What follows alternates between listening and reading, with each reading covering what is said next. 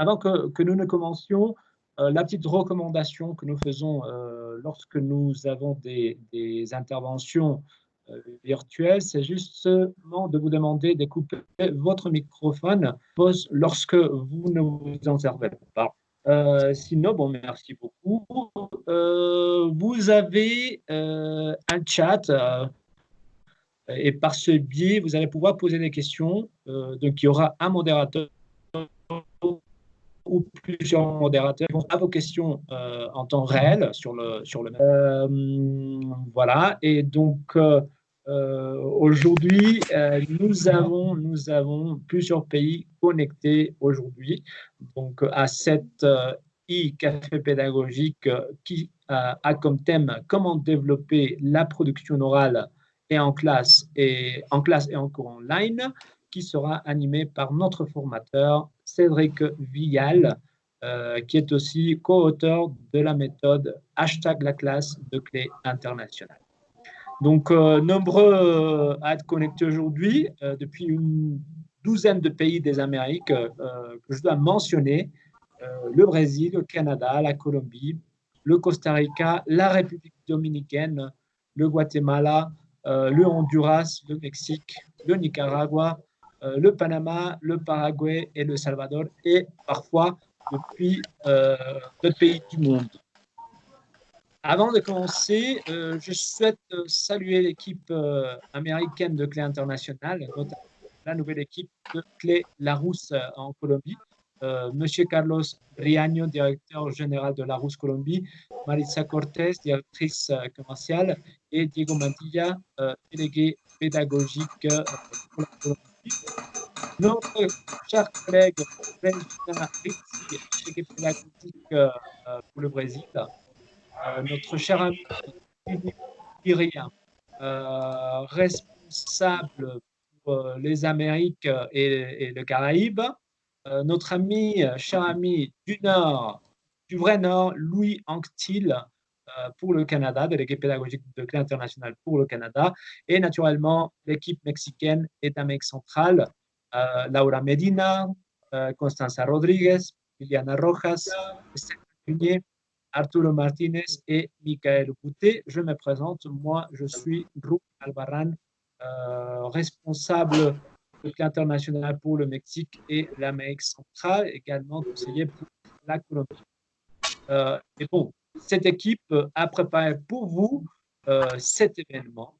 Alors, je vais très brièvement vous présenter le programme de ce matin. Donc, notre collègue et cher auteur Cédric Vial aura une intervention de 45 minutes environ. Puis, on aura l'occasion de lui poser des questions via le chat. Donc, un modérateur va choisir ces questions et pour que Cédric vous réponde en temps réel à cette inquiétude. Voilà. Puis, nous passerons à la présentation de la méthode #la classe, qui aura une durée d'environ 10 minutes. Et puis, la présentation des ouvrages clés internationales qui durera aussi 10 minutes. Pour enfin arriver aux conclusions, à la clôture de cette intervention et à la remise virtuelle d'attestation. Donc, nous vous prions de rester jusqu'à la fin pour pouvoir vous enregistrer pour l'attestation. Et bon, juste comme dernier détail, avant de commencer, je vous présente notre cher intervenant d'aujourd'hui, Monsieur Cédric Vial, qui transmet aujourd'hui en direct depuis Séville, en Espagne. Et je vous présente sa feuille de vie très brièvement. Donc, il est prof de FLE à l'Instituto de la Lengua Francesa de Séville. Il a une licence en espagnol et un master en FLE. Et il est également correcteur évaluateur des examens officiels d'ALF et, comme j'avais mentionné, il est co-auteur de la méthode pour adolescents #la classe. Donc aujourd'hui, merci beaucoup, surtout à toi, Cédric, de t'être connecté depuis si loin, mais en même temps depuis si proche, parce que la technologie nous aide aujourd'hui. Et donc, voilà, merci de nous partager tout ce que tu as à dire aujourd'hui et merci pour transmettre ces expériences pour nous tous de ce côté de l'Atlantique. Merci. Je te cède la parole et le partage de l'écran, c'est pour toi. Bon, eh bien, merci à tous de vous être connectés aujourd'hui pour suivre cette formation. Donc, moi, je vais vous parler aujourd'hui de comment développer la production orale dans la classe de français. Alors, ce dont on va parler aujourd'hui, c'est de trois axes principaux que j'ai choisis, c'est-à-dire quelle place donner à la production orale dans la classe de langue, quelles activités proposer dans la classe et comment mettre en place des activités de production orale dans un cours en ligne. D'accord ? Puisque dû à la situation dans laquelle nous nous trouvons presque le monde entier, nous sommes obligés aujourd'hui de nous adapter aux cours en ligne. Donc, je vais passer rapidement, puisque je ne vais pas m'étaler pendant 20 minutes là-dessus, c'est sur la place donnée à la production orale dans la classe de langue. Alors, la production orale, elle est souvent marginalisée par les professeurs pour diverses raisons. Déjà d'une, les premiers manuels, quand ils sont parus dans les classes de FLE, n'introduisaient pas forcément la production orale. On donnait une place privilégiée à la production écrite, à la grammaire, au vocabulaire. Donc ça, ce sont déjà des raisons qui expliquent que tardivement, la production orale est apparue dans les manuels de FLE. Aussi, elle est souvent reconnue comme importante par l'ensemble des enseignants, mais des facteurs font que nous n'ayons pas forcément des conditions optimales pour la travailler. Par exemple, nous avons des classes, des groupes qui sont parfois très élevés, où il y a un nombre de parfois 30, 40, voire plus d'élèves dans le groupe, et donc on ne peut pas passer autant de temps que l'on voudrait pour travailler cette production orale.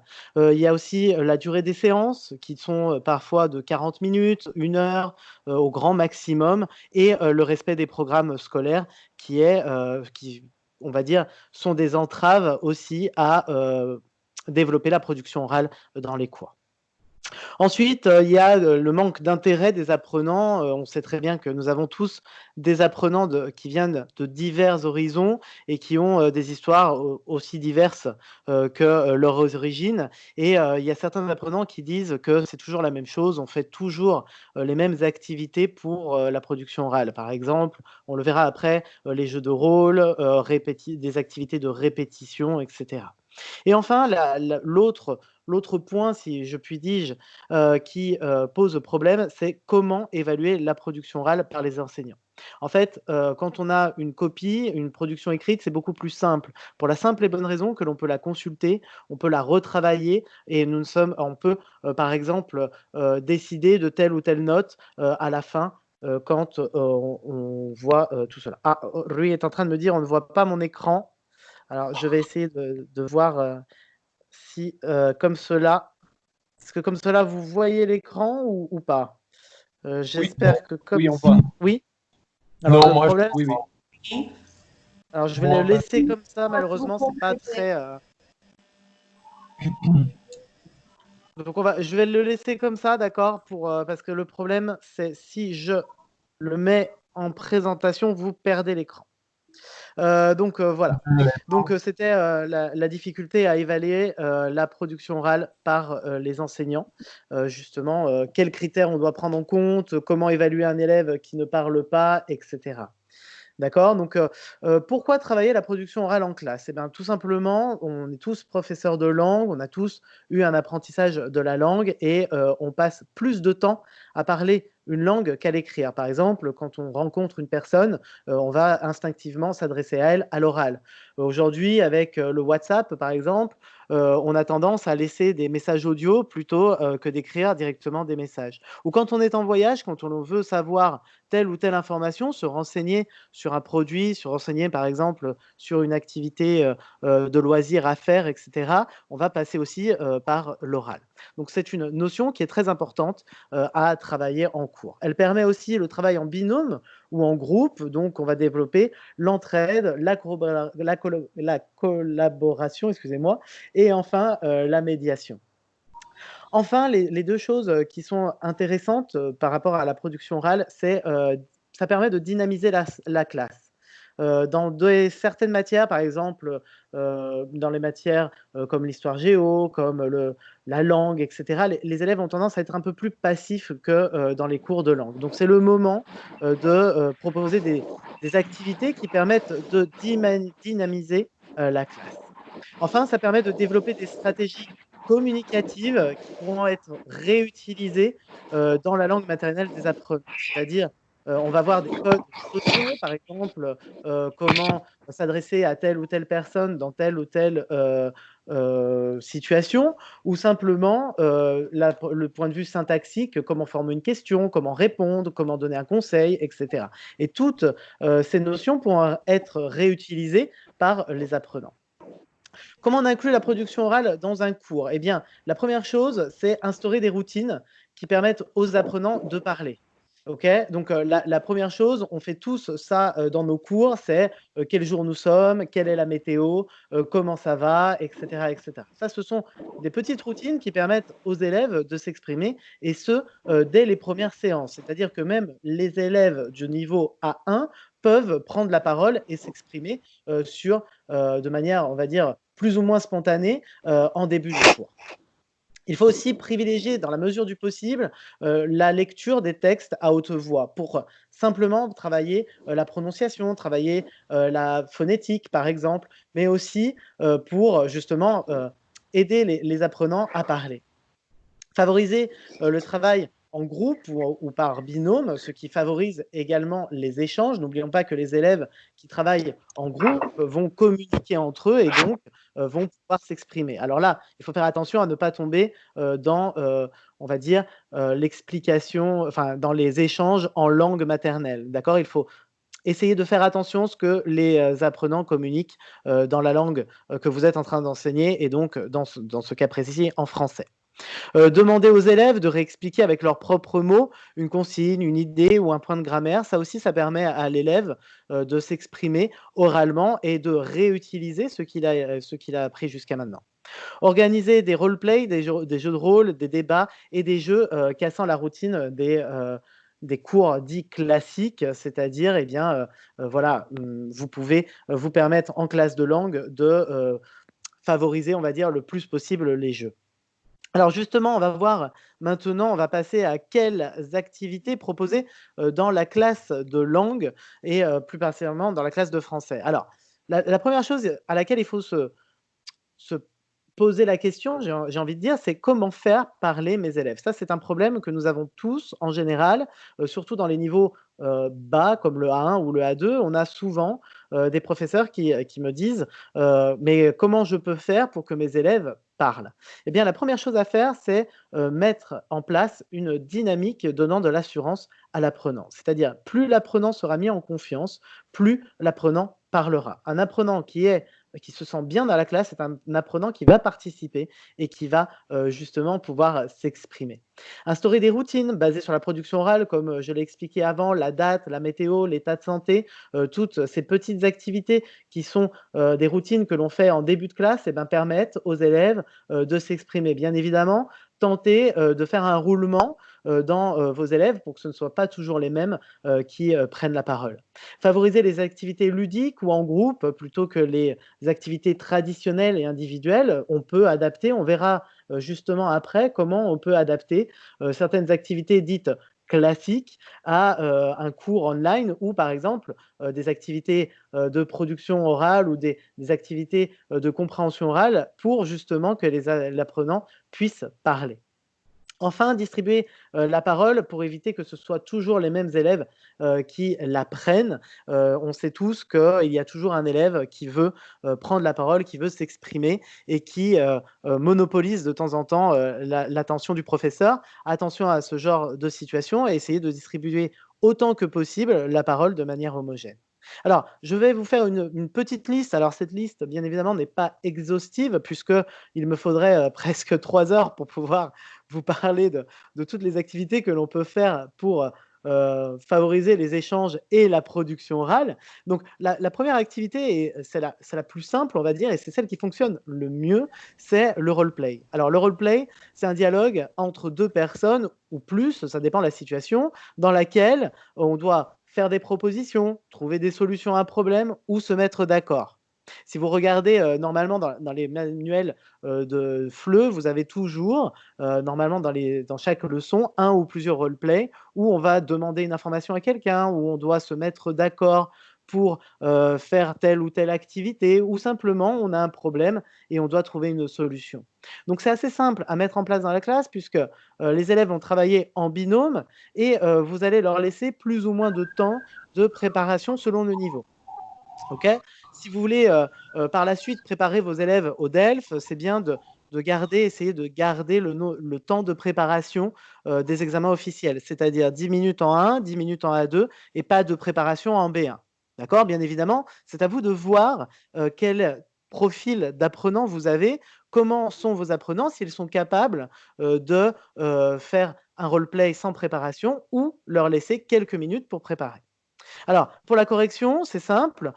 Chaque binôme présente son dialogue et les retours et corrections se font en groupe classe. Alors, je sais que quand vous avez 40 élèves, ce n'est pas facile de faire un roleplay à chaque séance et de demander et d'écouter, par exemple, si vous en avez 40, ça vous fait 20 roleplays à écouter. Et vous allez passer 40 minutes réellement à écouter l'interaction de telle ou telle personne.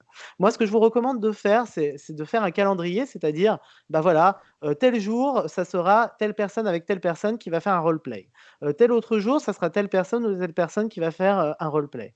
Ou simplement, demander à vos apprenants de s'enregistrer, c'est-à-dire d'enregistrer hors de la salle le dialogue et de vous l'envoyer pour que vous puissiez faire une correction.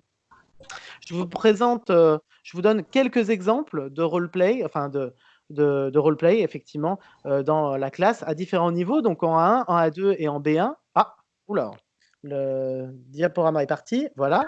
Donc, par exemple, en A1, on peut demander à un copain de classe veut changer de style, vous le conseillez, imaginez le dialogue. D'accord? Donc là, nous sommes dans une unité qui traite des vêtements. C'est le moment de réutiliser le vocabulaire et quelques structures du conseil basique. En A2, bah, vous expliquez ce qu'est un manga café à votre grand-père ou à votre grand-mère. Il ou elle vous pose des questions. Ah, mais c'est pas vrai ça. Qu'est-ce qui se passe? Et enfin, en B1, vous interviewez un des témoins de l'activité 5. Donc juste pour contextualiser, dans l'activité 5, dans l'activité 5, effectivement, c'est un fait divers où une jeune dame est, sauvée par ou une vieille femme, pardon, est, sauvée par 2 jeunes hommes. Donc on vous dit: «Vous interviewez un des témoins de l'activité, imaginez les questions et les réponses, jouez la scène à 2». D'accord? Donc ça, à vous de voir si vous laissez du temps, de préparation ou non à vos apprenants pour qu'ils puissent faire ces roleplays. Le débat. Alors le débat, c'est autre chose, c'est une autre activité qui fonctionne très, très bien en cours. Il y a des classes qui adorent débattre sur tout et n'importe quoi, d'autres ont un peu plus de mal, mais c'est une activité qui permet de prendre la parole et de s'exprimer. En fait, il y a ceux qui sont en général pour et ceux qui sont contre et qui vont confronter leur point de vue. Alors, là encore, ça va dépendre du nombre d'apprenants que vous avez en cours. Moi, je suis un privilégié puisque j'ai 12 apprenants au maximum dans mes classes. Donc forcément, travailler à 12 apprenants, c'est beaucoup plus facile que de travailler à 40, voire plus. Donc, selon la taille du groupe, vous allez soit diviser la classe en deux, soit faire plusieurs petits groupes qui vont faire des micro-débats entre eux.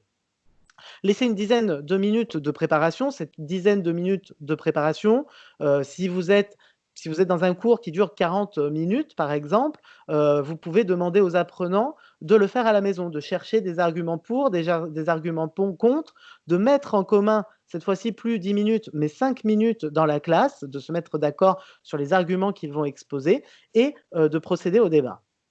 Vous pouvez vous-même jouer le rôle de modérateur ou simplement demander à un apprenant ou un groupe d'apprenants de jouer ce rôle, c'est-à-dire d'être voilà, le modérateur, celui qui va poser les questions, qui va distribuer la parole et qui va réagir aux informations, aux arguments qui seront exposés. Alors, le débat, vous allez me dire, c'est bien, mais c'est compliqué à mettre en place dans les niveaux A? Eh bien non. Il y a des débats qui, dès le A2, fin de A1, début de A2, peuvent être organisés. Par exemple, si vous regardez l'activité 4 que je vous montre maintenant, que pensez-vous des piercings et des tatouages? Vous êtes en train de travailler les looks en A2, participez à un débat, un groupe est favorable au tatouage et au piercing, un autre est contre. Un élève anime le débat et joue le rôle du modérateur. Vous voyez, avec un thème simple, vous pouvez faire parler des élèves qui sont en fin de A1 ou en début de A2. Autre débat un peu plus complexe, avec un thème un peu plus pointu, on va dire, ce sont les réseaux sociaux. Les réseaux sociaux sont-ils efficaces pour défendre des causes? Donnez des exemples. Ou est-ce qu'il vaut mieux transformer un bâtiment ou le détruire pour en construire un nouveau? D'accord? Donc là, on est plus sur du B1, mais vous pouvez également l'adapter en A2. D'accord? Simplement détailler un petit peu plus les consignes, comme vous pouvez le voir dans le premier exemple. Quelques conseils que je vous donne par rapport à ces deux activités dont je viens de parler. Le roleplay, il faut que ce soit des situations de communication réelles.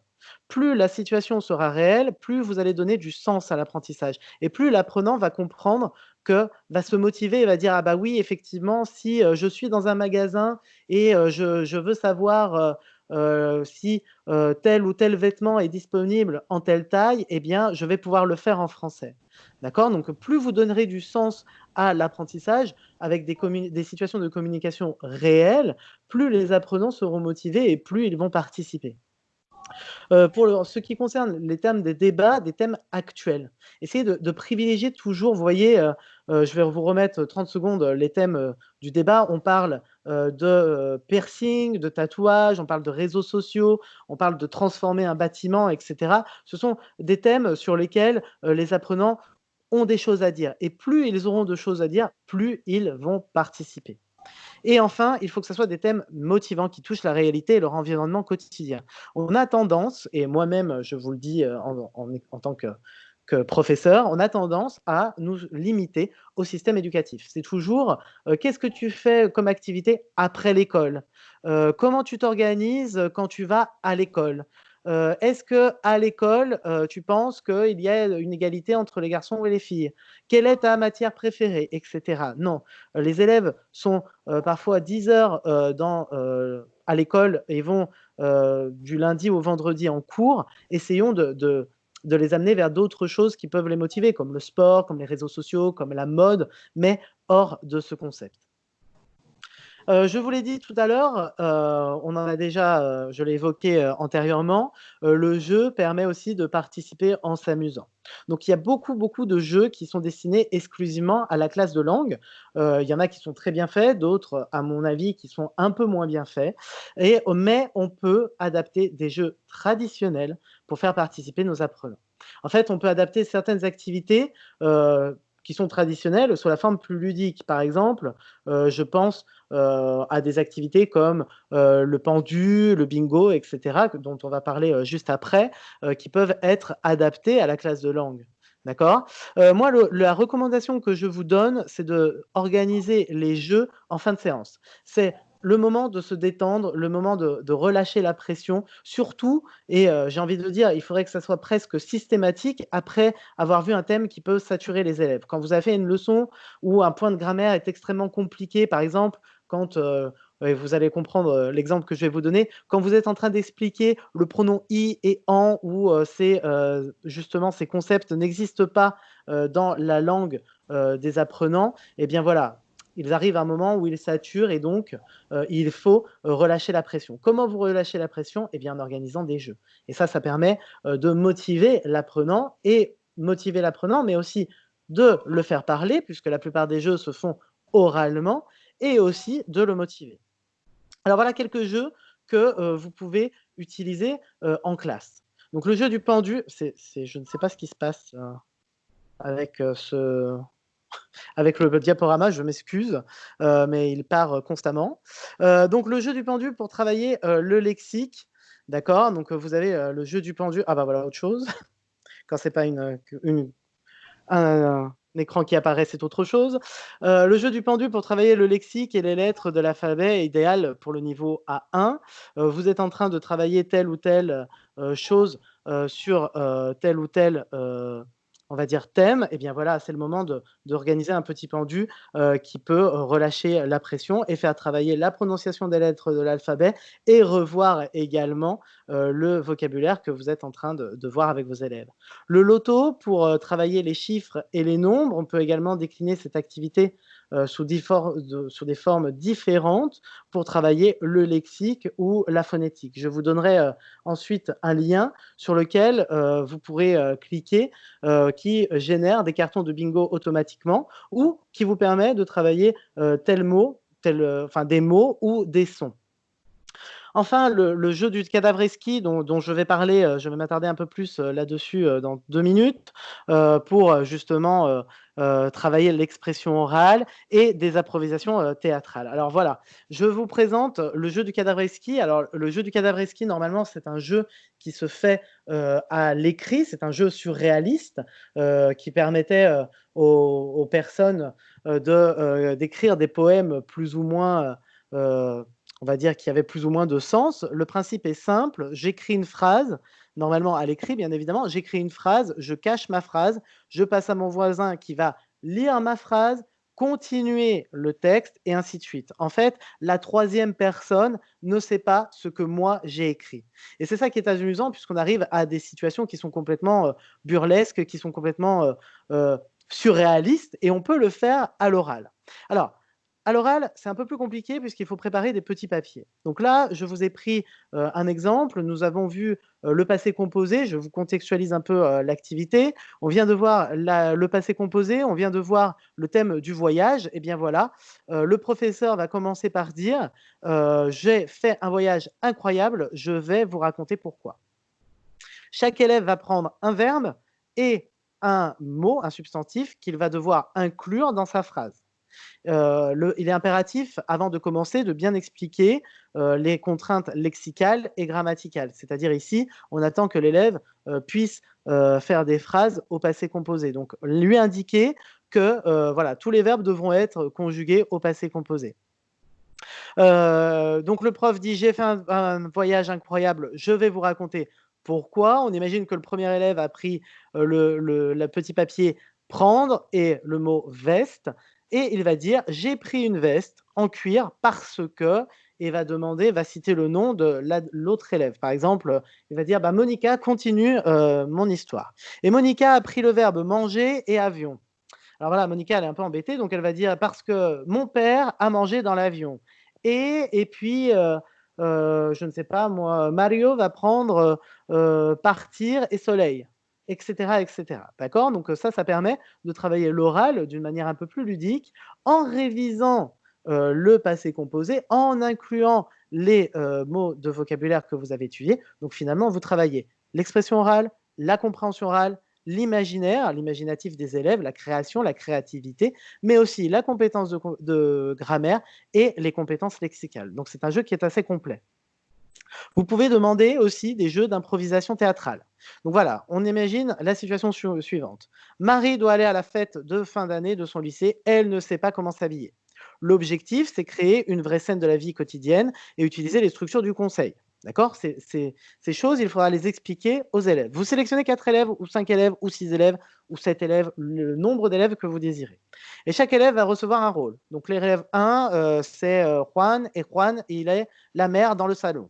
D'accord? Le rôle 2, c'est la meilleure amie, c'est Stéphanie hein, qui appelle justement Marie pour lui donner des conseils.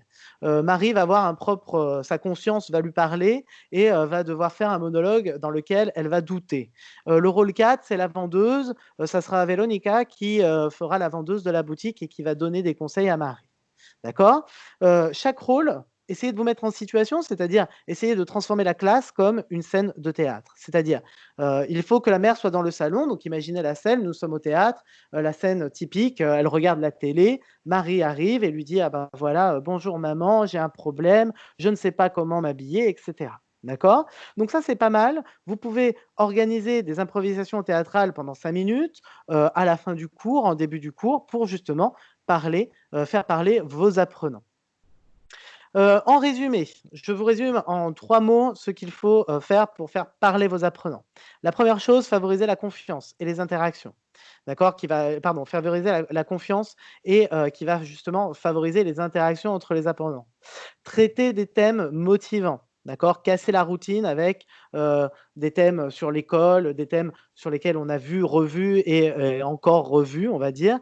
Voilà, essayer de choisir des thèmes sur lesquels les apprenants peuvent avoir des opinions, des idées.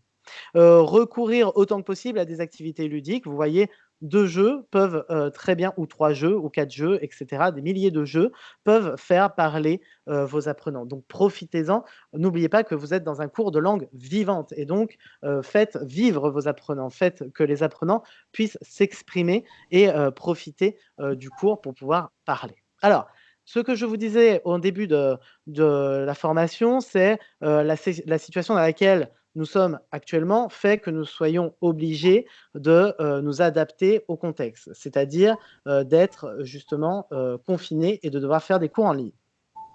C'est pas parce que nous sommes en ligne qu'il ne va pas falloir travailler la production orale, bien évidemment, et c'est pas parce que nous sommes dans un cours en ligne que votre cours doit se transformer en cours magistral réellement.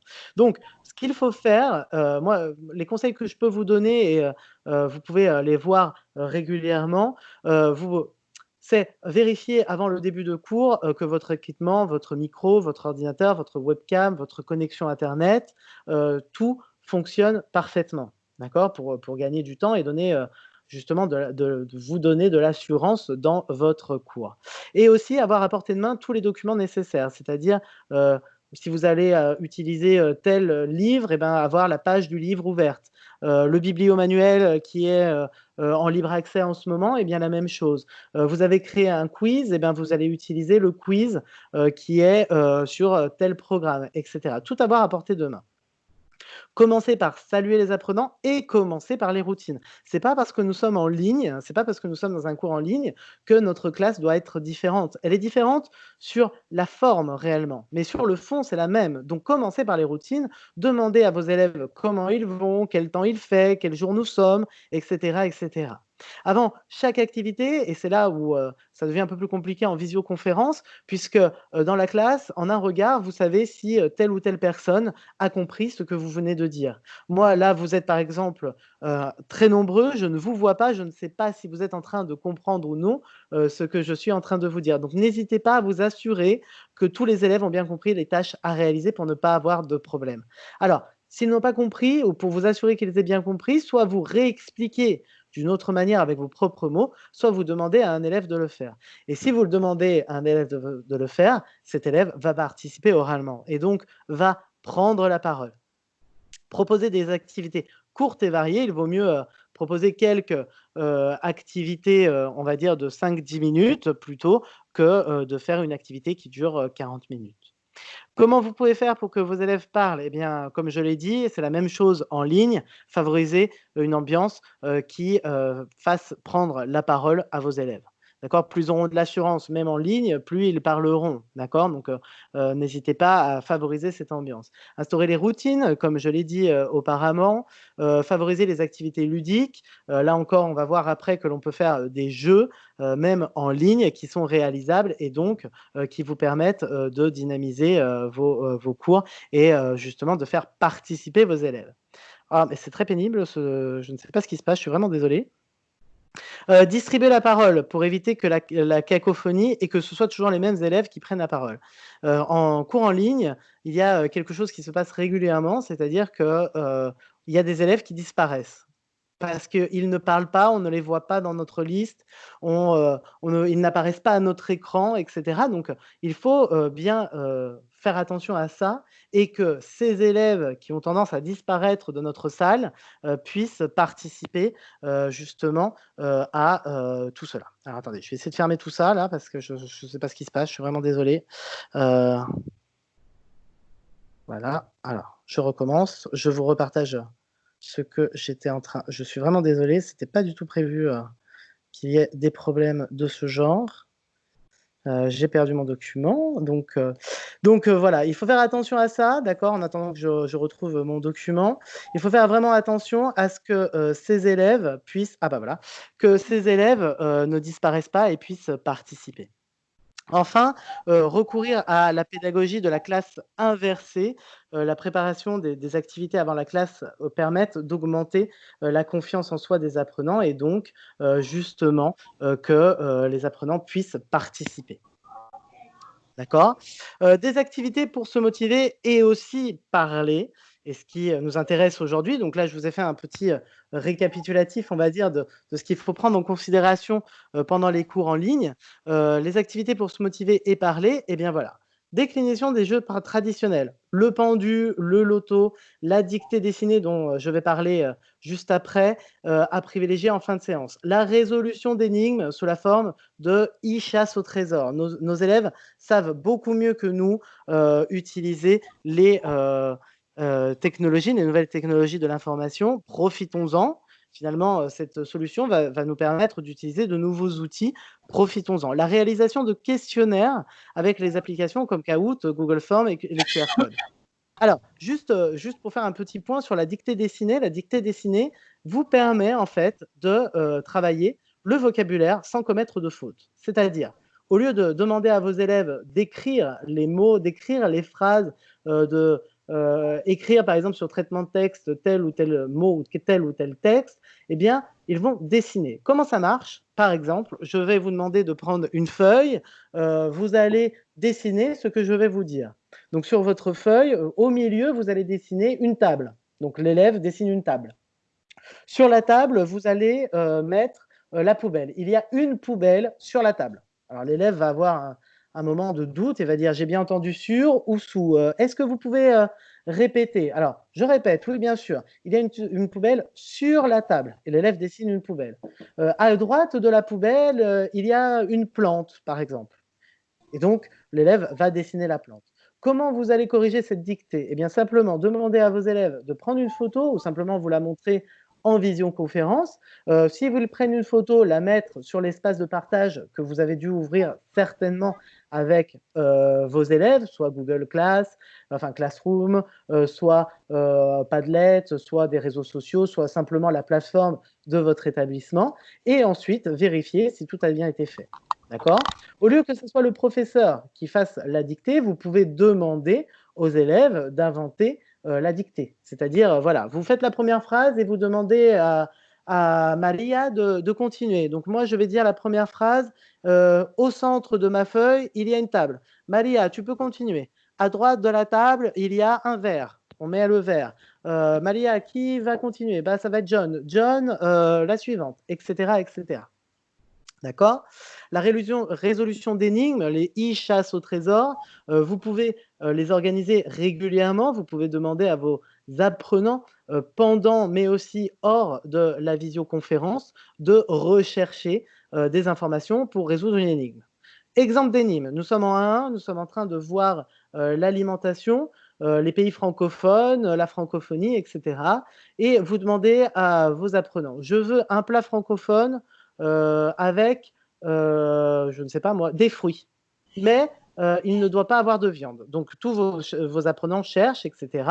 et trouvent un plat francophone qui n'a pas de fruits, enfin qui a des fruits et qui n'a pas de viande. Donc, la deuxième étape, c'est de demander aux apprenants d'exposer ce qu'ils ont trouvé. Donc, c'est le plat de tel ou tel plat francophone. Voilà, il y a comme ingrédient des bananes, des goyaves, etc., etc. D'accord? Donc ça permet aussi d'utiliser les nouvelles technologies, de travailler en pair et de pratiquer la production orale aussi. Des questionnaires avec l'application Kahoot ou Google Forms ou encore des QR codes. Alors, Kahoot, je pense que beaucoup d'entre vous l'utilisent déjà parce que c'est très, très intéressant et très facile à utiliser. Ça permet de créer des questionnaires finalement qui ont un design assez intéressant, assez attractif. Ce n'est pas le simple questionnaire ABC que l'on peut avoir en général sur un papier. D'accord? Donc là, il faut vous créer un compte. Vous créez un compte Kahoot. Vous vous enregistrez comme professeur et donc vous pouvez créer des questionnaires. D'accord? Donc là, par exemple, je suis en A1, j'ai décidé de travailler le vocabulaire des vêtements avec mes apprenants sur Kahoot, j'ai fait un questionnaire et je demande à mes apprenants, voilà, vous avez une image qui apparaît progressivement, à vous de sélectionner quelle est cette image. Donc ça peut être, là, dans ce cas-là, c'est un t-shirt, j'ai marqué il y a un t-shirt, un pantalon, une chemise, une veste, etc. L'image apparaît progressivement et l'élève clique sur son smartphone, sur la bonne réponse. Alors vous allez me dire, tout cela ne fait pas que les élèves parlent. Alors effectivement, les élèves ne parlent pas, puisque là, concrètement, ils voient une image qui apparaît et sélectionnent, cliquent basiquement sur le mot de vocabulaire. Mais c'est à vous ensuite de mettre en place des stratégies pour que ces élèves puissent parler. Comment le faire? Eh bien simplement, vous avez la possibilité, à partir de Kahoot, dans ce cas concret, on va reprendre la même activité dont je suis en train de parler. On vous demande qu'est-ce que c'est. Le t-shirt apparaît. Vous faites une mise en commun. Alors, sur l'image 1, qu'est-ce que c'était ce vêtement qui apparaissait? C'était un t-shirt, d'accord. Alors Martha, toi, est-ce que tu portes un t-shirt aujourd'hui? Oui, non. Si oui, de quelle couleur est le t-shirt? Il est fait en quoi? Est-ce qu'il y a des motifs? Est-ce que tu portes souvent des t-shirts? D'accord. Diego, toi, tu portes un t-shirt? Ah non. Quel est le t-shirt, quel est le vêtement que porte Diego maintenant? Ah, il porte un polo, par exemple. Quelle couleur est le polo? Etc. D'accord. Donc il faut, à partir de ce jeu qui est purement, on va dire, réceptif, qui ne va pas permettre à l'apprenant de s'exprimer, eh bien, utiliser, dériver on va dire, cette activité pour que les apprenants puissent parler. Et donc, s'ils peuvent parler, poser des questions, faire une participation active pendant la classe de visioconférence. Alors, je vous disais, je vous ai mis ici, et je pense qu'on va vous partager le document avec d'autres liens, justement, une cytographie que vous allez pouvoir utiliser, pour vos cours en ligne, mais aussi pour vos cours en classe normale, hein, pour créer des bingos avec des chiffres, le premier, et le deuxième, c'est avec des mots. D'accord. Le bingo, vous pouvez le décliner comme vous en avez envie. Soit vous utilisez les chiffres, soit vous utilisez les mots, que si vous voyez des mots de vocabulaire, ou vous pouvez même mettre des images et simplement demander aux élèves de dire quelle est l'image qui apparaît sur le carton. L'application de Kahoot, d'accord, Quizlet, Quizzes. Alors Quizlet, c'est une application qui permet, là encore, de faire des quiz. Elle est normalement payante. Bon, c'est pas excessif normalement, mais là, pendant la crise sanitaire, vous avez 7 jours gratuits. Et il me semble qu'ils sont en train de rallonger ce temps. Donc, vous pouvez télécharger et vous pouvez utiliser ce questionnaire. Padlet, bien évidemment, je pense que beaucoup d'entre vous utilisent on va dire, ce mur virtuel. Et enfin, pour les productions orales, voilà ce qui se passe, et c'est sur ça sur quoi je voulais insister aujourd'hui, c'est que en cours online, on va dire, on a des difficultés des fois à entendre par rapport à la connexion, par rapport au temps imparti de chaque séance, de pouvoir écouter nos élèves, de pouvoir écouter tous nos élèves. En classe normale, en classe traditionnelle, en classe présentielle, c'est la même chose. Là, vous avez un lien qui est un enregistrement, un programme gratuit qui vous permet d'enregistrer la voix et qui le génère sous forme de MP3. Donc, vous n'avez qu'à enregistrer votre voix, vous cliquez sur convertir en MP3 et vous pouvez envoyer ce document là où vous voulez, c'est-à-dire sur la plateforme que vous utilisez de votre établissement, par mail, etc. Donc ça, c'est un moyen aussi assez pratique dans les cours, on va dire en présentiel. Chacun a un smartphone, tout le monde a un smartphone aujourd'hui. Vous pouvez demander aux élèves de s'enregistrer et d'envoyer la production orale pour que vous, ensuite, vous puissiez la corriger. Alors, juste de vous dire, et je vais passer la parole à Stéphane, aux questions plus exactement. Voilà les 3 ouvrages sur lesquels je me suis appuyé. Donc, hashtag la classe 1, hashtag la classe A2 et hashtag la classe B1. Donc voilà, je vais laisser la parole justement à mes collègues pour qu'ils puissent me dire les questions qui ont été posées sur le chat. Alors, je ne sais pas s'il y a eu beaucoup de questions ou non. Oui, bonjour. Nous avons eu Bonjour. quelques questions. Oui, Donc, je vais vous en dire quelques-unes. J'espère qu'on aura la d'accord. réponse, bonne réponse. Donc, première question, par exemple, de César. Avez-vous des Mhm. conseils spécifiques quant à la production orale dans le cadre d'un cours particulier en ligne avec un seul apprenant? D'accord. Donc, avec un seul apprenant. OK. Oui. Donc, un conseil que je peux vous donner, parce que moi, j'ai beaucoup de cours en ligne aussi avec un seul apprenant, justement. Dans mon cas, ce sont des adultes, mais on peut le faire parfaitement avec des adolescents. C'est essayer justement que ça ne soit pas un simple échange. C'est-à-dire, il ne faut pas que ça soit je pose une question, il répond, ou il me pose des questions, je réponds.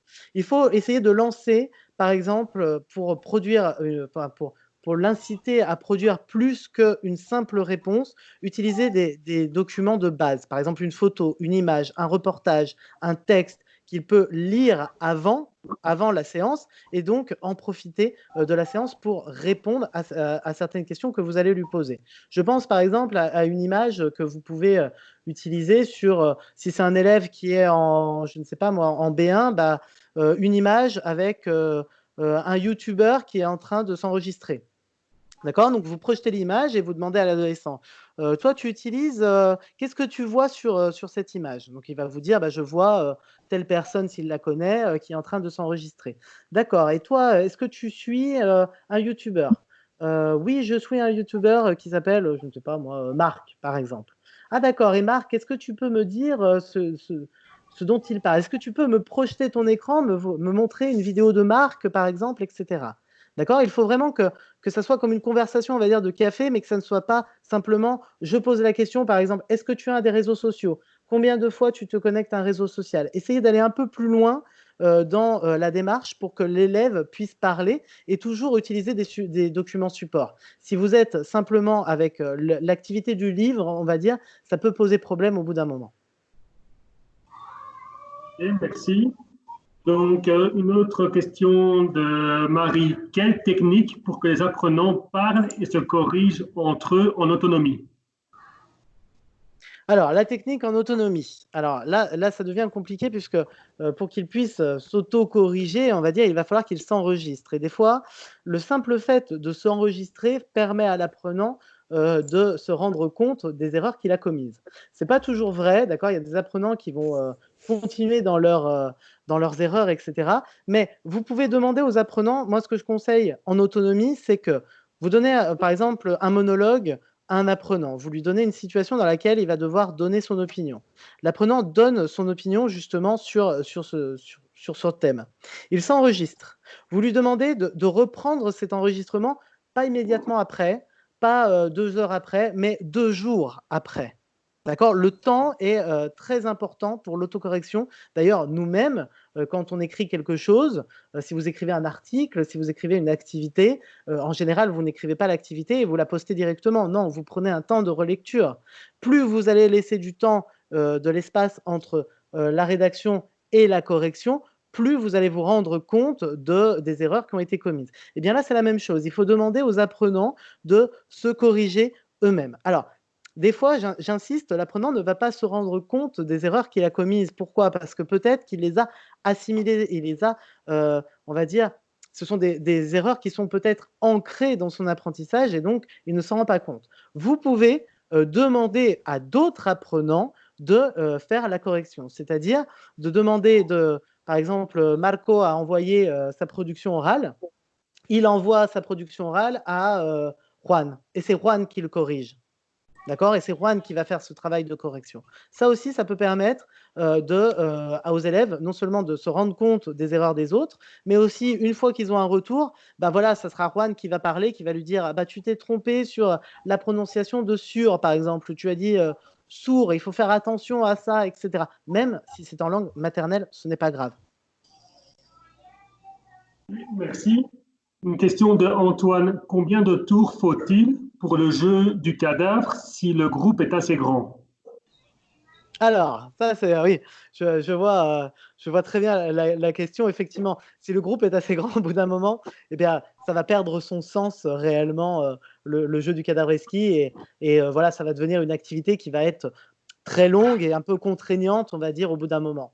Moi, ce que je conseille, c'est de faire plusieurs équipes, en général de varier les papiers, de ne pas donner les mêmes papiers aux équipes et d'essayer de privilégier au maximum 6 personnes, 6 ou 10 personnes, grand maximum pour le faire. D'accord? J'insiste, il ne faut pas s'attendre à ce que la production soit parfaite et qu'elle ait du sens. Non, le jeu du cadavre exquis, c'est justement que ça n'ait pas trop de sens. L'autre option que l'on peut faire, c'est d'enregistrer, c'est-à-dire de demander aux élèves de se boucher les oreilles quand la première personne parle. D'accord? Donc, je parle avec Marie. Marie va m'écouter, mais Juan, Gonzalo, Paola, etc. va se boucher les oreilles et ne va pas entendre ce que je vais dire. Donc, ce que je vais faire, je vais enregistrer cette production. Et donc, chacun va parler tour à tour et on va écouter à la fin la production finale. Quel est le texte final qui a été enregistré? Vraiment, il faut limiter à, on va dire, une dizaine de personnes pour que ça ne soit pas une charge de travail, on va dire que ça ne devienne pas une activité contraignante et que ça garde quand même son aspect ludique, son aspect un peu amusant et justement que ça ne devienne pas contraignant pour les apprenants. Ok, parfait. Je pense qu'on a encore le temps pour une dernière question. D'accord. Comment traiter les problèmes de lexique lors d'une improvisation théâtrale? Est-il pertinent d'intervenir en tant qu'enseignant au cas où l'étudiant le demande? Alors, les problèmes de lexique, dans l'improvisation théâtrale, on a les problèmes, on va avoir 3 sortes de problèmes. On va avoir les problèmes phonétiques, les problèmes de grammaire, les problèmes, on va dire même syntaxiques et les problèmes de lexique. Pour le lexique, vous pouvez soit demander aux apprenants d'avoir une petite fiche avec les mots qu'ils vont utiliser. Par exemple, voilà, la mère, je reprends la mère dans le salon, voilà, elle est en train de, je ne sais pas, de regarder la télé et elle veut utiliser le mot veste, chaussures, chaussures à talons, etc. Vous pouvez utiliser une fiche pour justement tranquilliser l'élève, puisque surtout dans les niveaux bas, le nouveau lexique ne va pas être assimilé directement. Ça peut aussi être une sorte d'évaluation que vous proposez aux élèves. D'accord? Ce qui est important ici, ce n'est pas de se focaliser finalement sur la langue, c'est-à-dire ne pas se focaliser spécialement sur les erreurs de grammaire, sur les erreurs de lexique, etc., mais plutôt comment l'élève arrive à faire sa présentation, comment l'élève arrive à improviser et à répondre aux questions, à avoir cet aspect un peu, on va dire, créatif sur le moment avec les moyens du bord. Ok.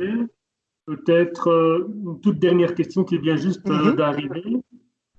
Pourriez-vous expliquer ou présenter une démarche en favorisant l'oral pour arriver à une tâche finale? D'accord. Alors là, il faut déjà se demander à quelle tâche, on va dire, finale on veut arriver. Par exemple, si je vais reprendre le cas du A1, par exemple, l'étudiant Marie veut aller, je vais reprendre exactement la même chose, Marie veut aller à son bal et ne sait pas comment s'habiller et vous devez créer un dialogue par rapport à ça. Donc la démarche, on va dire, en A1, ça serait déjà que l'apprenant puisse assimiler le lexique. Comment on fait pour qu'il assimile le lexique? Eh bien, puisque nous sommes en cours en ligne ou même en présentiel, on va commencer par des activités de caout. D'accord? On va utiliser le caout qui va permettre de travailler, d'assimiler le lexique. Ce lexique va être ensuite réutilisé, chacun va présenter son style. D'accord? Voilà, aujourd'hui, je porte un polo rouge, un pantalon noir, des chaussures, des baskets blanches, par exemple. D'accord? Ensuite, on va demander aux apprenants d'utiliser, je ne sais pas moi, de décrire le style de telle personne dans telle situation avec des flashcards. Nous avons par exemple une tenue de gala, je ne sais pas moi, tel acteur va aller chercher les Oscars, comment il est habillé, Marie va en discothèque, comment elle s'habille, etc. Tout ça pour arriver à, et nous sommes toujours dans l'oral, tout ça pour arriver à la tâche finale de donner des conseils à Marie, réutiliser le vocabulaire, réutiliser aussi les structures grammaticales que l'on a vues, puisqu'on va utiliser le verbe porter, on va utiliser le verbe mettre, on va utiliser le verbe s'habiller, etc. On va utiliser les quantités, un, une, des, on va pouvoir utiliser les couleurs, les matières qui sont des mots de lexique, et donc arriver à notre tâche finale qui est de donner des conseils à Marie. Donc on arrive à la fin. Marie, tu dois porter ou tu porte, mets pour utiliser l'impératif, par exemple, mets une robe de soirée bleue, des chaussures à talons noirs et, je ne sais pas moi, un petit sac en cuir. Et nous sommes arrivés à réutiliser tous les contenus que nous avons eus dans notre démarche pédagogique et donc d'arriver à la tâche finale. Ok, parfait. Donc, en tout cas, merci à toi, Cédric, d'avoir répondu aux questions et merci à vous d'avoir posé, bien sûr, vos questions. On n'aura pas le temps de répondre à tout, mais bon, peut-être lors d'un prochain atelier, on aura un peu plus de temps aussi pour répondre à différentes questions. Donc, je pense que maintenant, je vais laisser la parole à mon collègue Stéphane, qui va continuer. Et en tout cas, merci beaucoup pour cette belle présentation. Merci à vous. Bonjour à tous et merci Cédric pour cette présentation, ce café pédagogique. Alors je vais continuer avec la présentation de #laclasse, donc la méthode pour adolescents du lycée de 16 à 18 ans. Donc les composants de cette méthode, donc vous allez retrouver des composants classiques avec le livre de l'élève, avec tous les vidéos et audios du livre et du cahier, le cahier d'activité en couleur, le guide pédagogique avec un fichier d'évaluation inclus. Et ce qui est important, c'est que ce livre, cette collection, comme la plupart de nos collections, sont disponibles en bibliomanuel, en manuel numérique. Vous avez actuellement, je vous le rappelle pour ceux qui ne le savaient pas, l'ensemble de nos manuels numériques qui sont en accès libre pendant ce confinement. Donc vous pouvez retrouver 57 titres au total que vous pouvez utiliser, que vous pouvez partager avec vos apprenants. Alors la méthode Laclasse, c'est une méthode qui est communicative. Donc on l'a vu ce matin au niveau de la production orale, on a énormément d'activités qui sont proposées et c'est une méthode actionnelle. Les deux axes principaux de cette méthode, c'est le projet collaboratif. On a une manière particulière et très intéressante de travailler le projet au fur et à mesure, par étapes, et la médiation. Énormément d'activités de médiation qui sont présentées. C'est une méthode qui propose des contenus motivants pour les jeunes, pour les adolescents. C'est un public qui peut être parfois difficile, qui n'a pas forcément choisi d'étudier le français dans les différentes écoles où ils étudient. Donc on va leur proposer des activités qui vont les intéresser, qui vont les motiver, sur lesquelles ils vont pouvoir réagir. Et c'est une méthode qui prépare très bien aux épreuves du DELF pour les enseignants qui voudraient certifier leurs élèves. Vous avez énormément de DELF blancs qui sont proposés, ainsi que d'évaluations type DELF. Donc vos étudiants seront bien préparés à cet examen. Donc c'est une méthode pour des adolescents à partir de 16 ans. Donc 16, 17, 18 ans, on est vraiment pour un public de lycéens. C'est un manuel qui a beaucoup de contenu, que ce soit des contenus grammaticaux, de vocabulaire, de phonétique.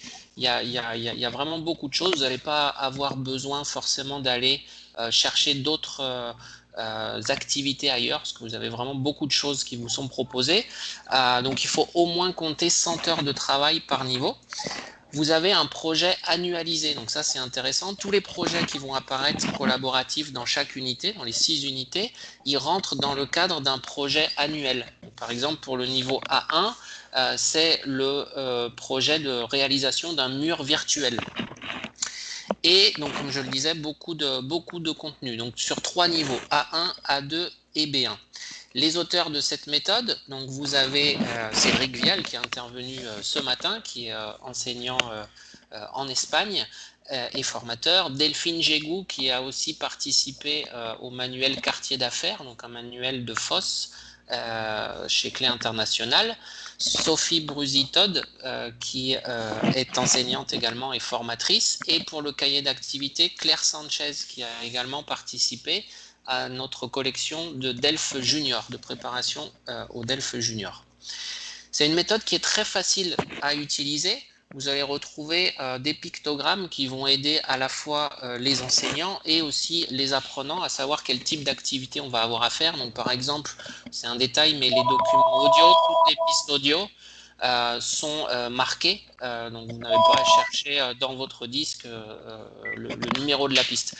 Toutes les vidéos qui apparaissent dans le livre et qui sont directement insérées dans les leçons sont aussi matérialisées, que ce soit avec ce petit pictogramme ou avec le smartphone. Toutes les activités qui sont à faire en binôme ou à faire en groupe sont aussi matérialisées avec ces pictogrammes. Au niveau du livre de l'élève, donc on va avoir des unités, 6 unités qui sont organisées en leçons, 4 doubles pages, et ces leçons sont autonomes, mais elles sont toutes regroupées autour d'un projet et d'un projet collaboratif. Et on va voir qu'à chaque leçon, on va commencer ce projet et faire une étape de ce projet.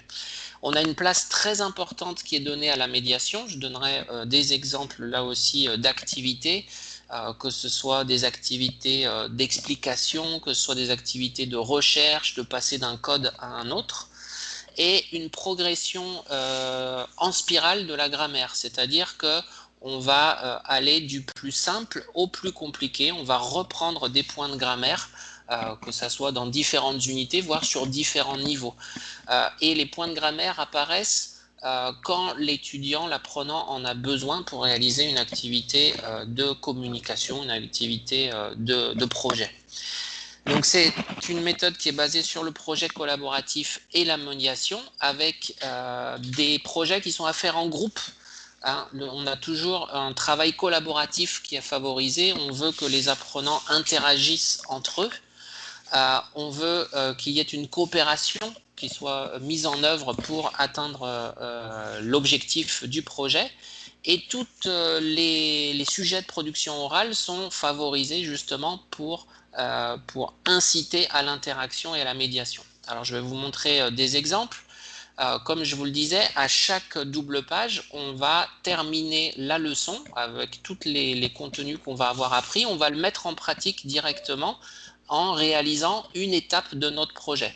Donc au lieu de laisser notre projet collaboratif à la fin de l'unité, on va directement commencer à travailler dessus. C'est beaucoup plus motivant pour les apprenants de le faire comme ça, parce que le projet est vraiment placé au cœur, au centre de l'apprentissage. Et vous voyez, on retrouve les pictogrammes qui montrent que ce projet se fait en groupe. Et lorsqu'on arrive à la leçon 4, à la dernière leçon de l'unité, on a déjà bien avancé le projet, on a déjà fait 3 étapes auparavant et on va le conclure. Ça, c'est assez intéressant. Dans d'autres manuels, on laisse peut-être le projet à la fin de l'unité.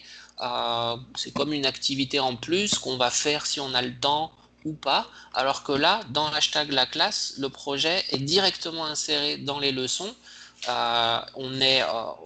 le plus important, c'est vraiment la chose la plus importante à réaliser, et c'est ce qui va motiver les élèves, pas forcément les objectifs grammaticaux, les objectifs de vocabulaire, mais plutôt le projet.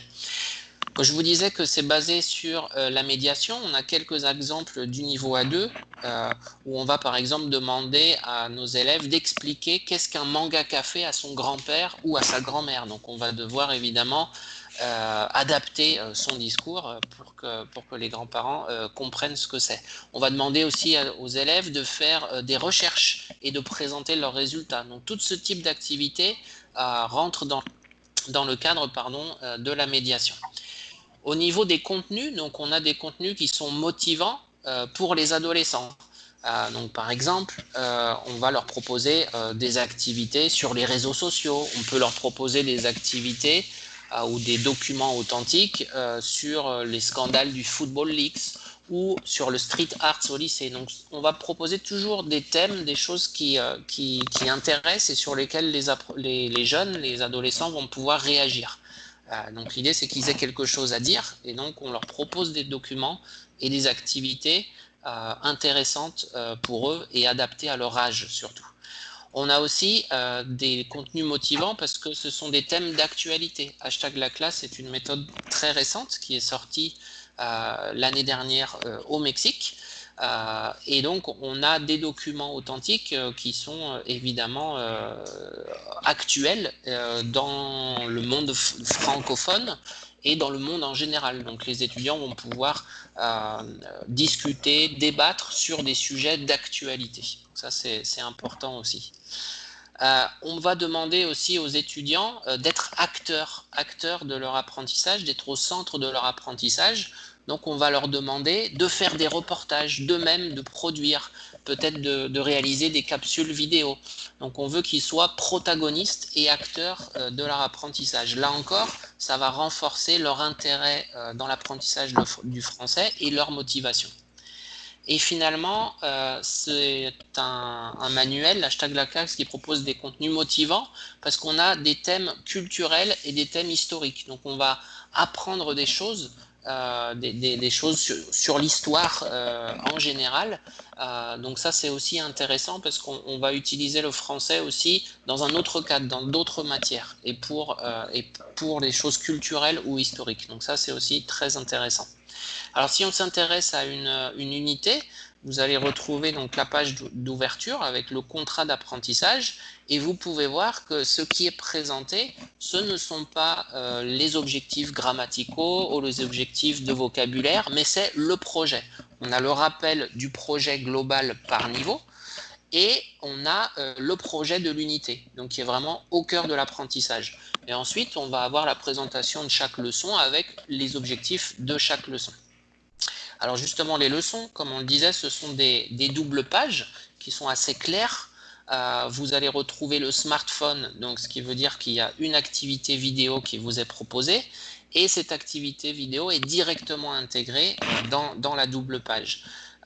Vous allez retrouver donc l'étape du projet en bas à droite. Donc, une fois qu'on aura avancé sur cette leçon, qu'on aura acquis des compétences de communication, du vocabulaire, on va pouvoir commencer notre projet. Vous pouvez voir aussi que toutes les activités, les consignes sont très courtes et assez claires, et ce sont tous des verbes d'action pour renforcer le côté actionnel de cette méthode. Donc vous allez avoir les 4 doubles pages, les 4 leçons qui vont se retrouver de la même manière. Les 4 doubles pages et vous allez retrouver donc différentes activités, que ce soit de compréhension orale, de production écrite. Toutes les compétences sont travaillées dans #LaClasse. Et on termine notre 4e leçon par... Non, qu'est-ce que tu fais là ? On termine notre quatrième leçon par la réalisation du projet. Vous allez retrouver des encadrés pour le vocabulaire, des encadrés donc en jaune avec les différentes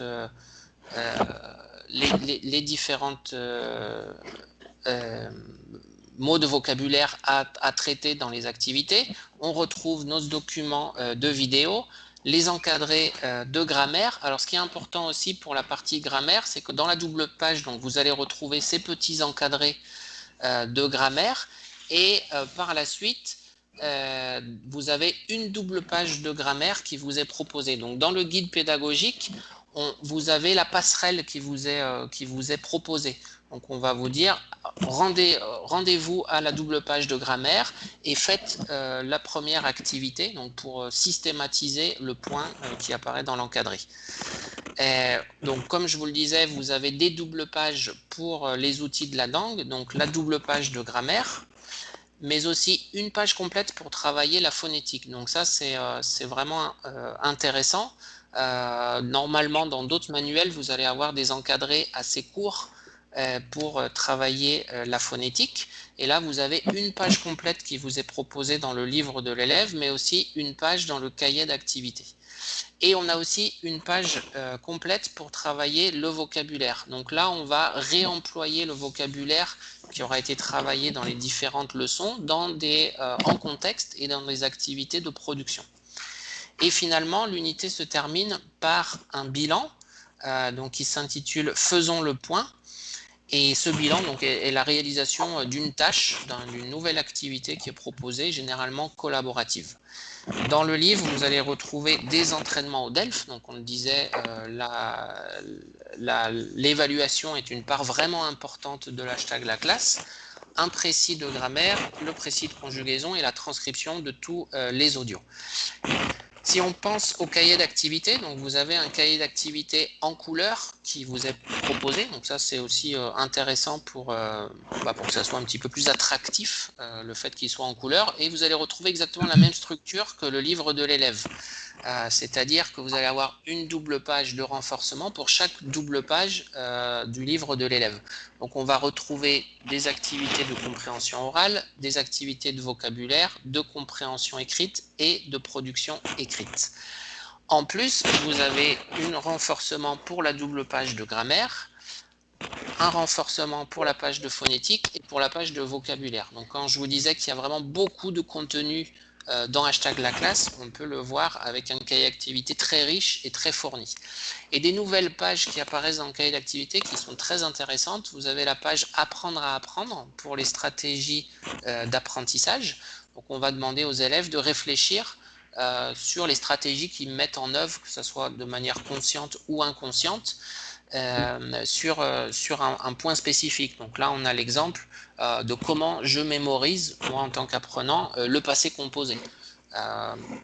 L'élève va réfléchir sur les techniques qu'il met en œuvre.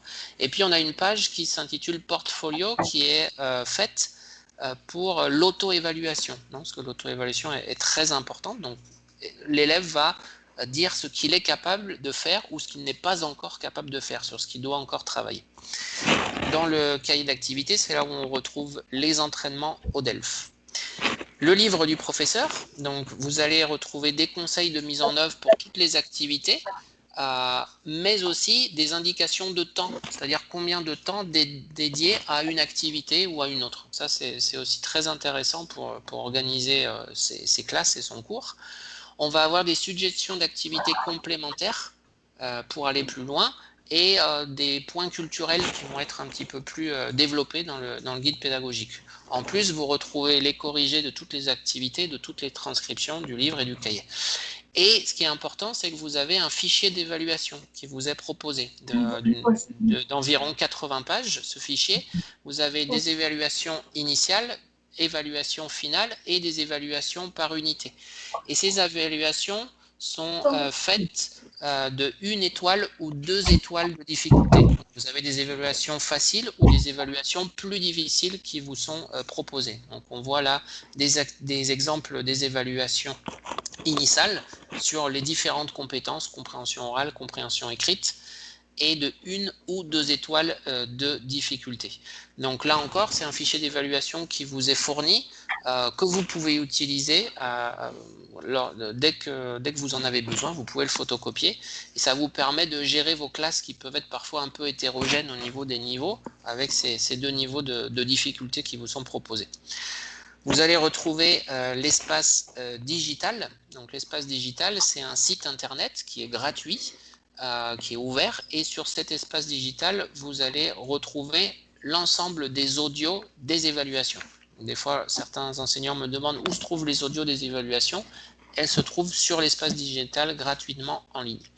Et comme je vous le disais au début, le hashtag la classe, comme la plupart de nos manuels les plus récents, a la possibilité d'être acheté et utilisé de manière digitale. Donc actuellement, avec la période dans laquelle on vit, on sent que le digital devient vraiment indispensable. Et donc vous avez une version pour l'enseignant, mais aussi une version pour l'apprenant, avec donc toutes les activités de manière interactive. Tous les contenus sont présents, les audios, les vidéos sont directement incrustés, et le cahier d'activité d'un autre côté avec l'autocorrection qui est proposée. Donc il faut savoir que si vous voulez passer au tout numérique, si vous voulez que vos élèves n'utilisent plus de livres papier, mais des livres en version digitale, c'est tout à fait possible. La licence pour les apprenants est valable 1 an. Donc ils auront accès à leurs livres depuis leur application pendant 1 an. Donc je vous invite à aller tester actuellement, ces versions digitales, elles sont gratuites et disponibles en ligne. Donc, on vous redonnera le lien par la suite. Et voilà, j'en ai terminé pour la présentation de Hashtag la classe. Je vais vous parler de nos nouveautés 2020 qui ont été lancées cette année. Donc pour les enfants, on a des nouvelles éditions de la méthode jus d'orange. Donc ça s'appelle le nouveau jus d'orange. C'est une méthode qui a été refaite par rapport à l'ancienne pour ceux qui la connaissaient. On a notamment un nouveau découpage qui a été proposé. C'est une méthode qui est adaptée à des élèves de dernières années du primaire, donc on va dire entre 9 et 11 ans. Et on a une nouvelle édition aussi de Alex et Zoé. Donc ça s'appelle Alex et Zoé Plus. Certains doivent la connaître, parce que c'est une collection qui existe depuis longtemps, mais là on a une nouvelle édition qui est sortie, avec notamment un nouveau guide pédagogique, de nouvelles évaluations, et la possibilité d'avoir Alex et Zoé de version digitale, avec le livre numérique, le biblio-manuel. Ça c'est pour les enfants. Pour les adultes, notre nouveauté cette année, c'est le manuel Premium qui est disponible sur 2 niveaux, A1 et A2. Et la particularité de ce manuel, c'est que c'est un manuel tout en un. C'est-à-dire que le livre et le cahier d'activité ont été insérés en un seul ouvrage. Et les parties du cahier d'activité sont insérées directement après les leçons. Donc, ce n'est pas d'un côté le livre et d'un côté le cahier, c'est vraiment été un mix des deux qui a été proposé. C'est un manuel très pratique et surtout très économique. Donc, je vous invite à le découvrir. Et finalement, une nouveauté que nous avons au niveau des outils complémentaires chez Clé International, c'est une nouvelle collection. Vous connaissez vraisemblablement notre collection progressive, qui existe depuis des années. On a une nouvelle collection qui s'appelle la collection pratique. Donc on a déjà le pratique grammaire et le pratique vocabulaire qui sont disponibles du A1 jusqu'au B2. Et donc là, c'est vraiment s'exercer et progresser par la pratique. Donc on a énormément d'activités pour systématiser. Et je vous invite aussi, pendant la crise sanitaire que nous vivons, actuellement, nous avons plusieurs manuels qui sont en accès libre sur Internet. Donc, on vous partagera aussi les liens pour que vous puissiez utiliser et connaître cette nouvelle collection. Donc, je vous laisse justement les liens donc, de l'espace digital. Donc, il y a l'espace digital de la classe, hashtag la classe, mais il y a aussi plein d'autres espaces digitales de toutes nos méthodes, que ce soit de Zigzag+, de Clémentine, de Merci, de Pixel. Ils ont tous de tendance à un espace digital où vous allez retrouver des audios, mais aussi des activités en ligne. L'adresse pour les bibliomanuels, adissistance.manuelnumérique.com, et pour les attestations et pour donner votre avis sur cette matinée, vous pouvez vous rendre sur le lien qui apparaît à l'écran et qu'on vous partagera également. Et voilà, je vais laisser la parole à Rouille pour conclure cette matinée. Parfait, merci. Merci, tu peux continuer à partager ton écran, s'il te plaît, Steph. Oui. Voilà, et puis nous vous invitons à nous suivre, à toute l'équipe de Clé International sur les réseaux sociaux. Vous trouverez sur l'écran le site Facebook de Clé International Monde, on va dire, au centre. Puis à gauche, vous avez le site de Clé International Mexique et Amérique centrale, et à droite, Clé International Colombie, avec tout ce que nous mettons à votre disposition pendant la crise, mais aussi en temps lorsqu'il n'y a pas de crise, nous aussi, nous sommes entièrement à votre disposition. Et puis en bas, vous trouverez le site de cléinternational.com, c'est le site de Clé International Monde. Voilà, donc normalement sur le chat, vous êtes en train de recevoir les liens pour pouvoir accéder au petit sondage qui vous permettra aussi de vous enregistrer pour recevoir votre attestation. D'accord? Et si nous pouvons passer à la diapo finale, Steph, tu peux mettre de côté la caméra. Voilà, donc nous vous remercions à vous tous de nous avoir accompagnés aujourd'hui. Sachez que notre équipe va continuer à vous proposer des ateliers, des formations à distance. Et aujourd'hui, nous voudrons notamment présenter toute l'équipe. Sur votre écran, vous allez pouvoir accéder au site, donnez-moi 2 secondes juste pour vous partager ça, et au contact des nos délégués pédagogiques qui sont présents sur toute l'Amérique. Voilà. Je ne sais pas si vous êtes en train de voir mon écran maintenant.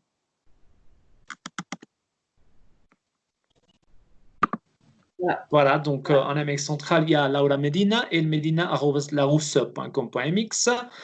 Regina Rizzi, notre délégué pédagogique pour le Brésil. Louis Anctil au Canada. Pour la Colombie, Diego Mantilla, délégué pédagogique de Larousse Club International.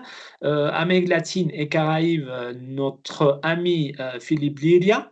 Et pour le Mexique, notre contact, c'est Arturo Martinez, notre responsable de gestion administrative au Mexique. Toute l'équipe Clé Internationale vous soutient et est à vos côtés pendant ce confinement.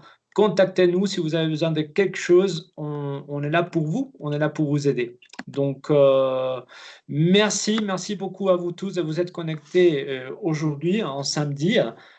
Merci aussi à notre cher ami Cédric Vial, depuis Séville, qui s'est connecté aujourd'hui pour animer ce café, cet e-café pédagogique. Et nous vous remercions à vous tous. Prenez soin de vous. Sur le chat, vous allez recevoir également le lien pour que vous ayez accès à tous les liens partagés d'aujourd'hui sur le site cléformation.org. D'accord? Donc, si vous avez des questions, n'hésitez pas à contacter votre interlocuteur selon votre région, selon votre zone. On vous dit merci et à très bientôt. Au revoir. Au revoir. Merci. Merci beaucoup. Au revoir. Merci. Au revoir. Au revoir.